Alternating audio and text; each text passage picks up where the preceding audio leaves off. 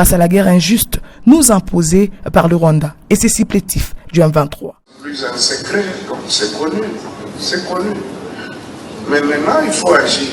Pour agir, nous devons tous être comme un seul homme, nécessairement. Et pour le faire, il faut mettre de côté les sentiments, les questions politiciennes, les questions de repositionnement et tout ça. Les gens se battent pour se positionner aux prochaines échéances. Mais pour quel pays? Sauvons d'abord le pays. Vous voulez diriger quoi? Vous voulez diriger qui demain? Si demain nous n'avons plus le pays, vous serez ministre, vous serez député, vous serez sénateur, vous serez président de quel pays?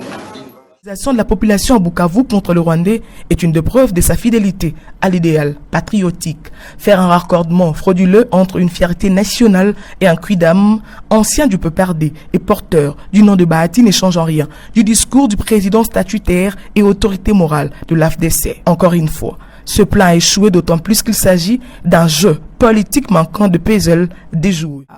Triste réalité lorsque deux personnes mal intentionnées cherchent des poux sur la tête d'un chauve. Bahati Lukwebo, l'inconditionnel de Félix Tshisekedi, reste loyal à ces derniers, n'en déplaise aux pêcheurs en eau trouble. Des détracteurs du professeur Bahati Lukwebo, une image passée en boucle sur la toile colle malhonnêtement à un terroriste non autrement identifié.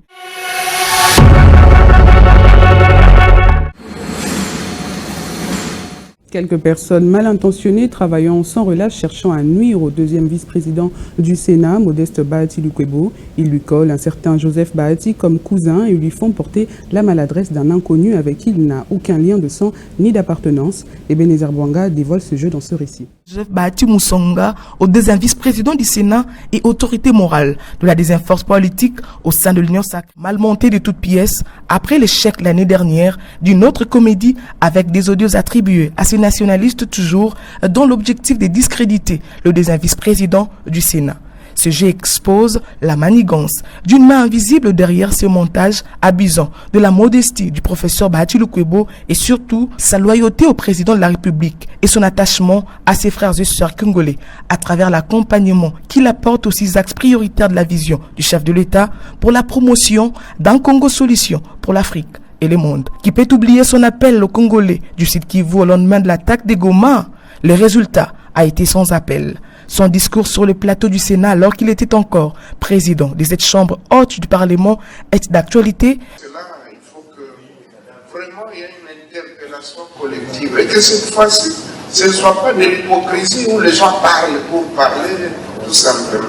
Sommité intellectuelle, formateur et politique au service de la nation, Bahati Lukwebo ne lâchera pas sa lutte aux côtés du président de la République pour vaincre Kagame et ses alliés envieux des terres congolaises et bourreaux de ces grands peuples.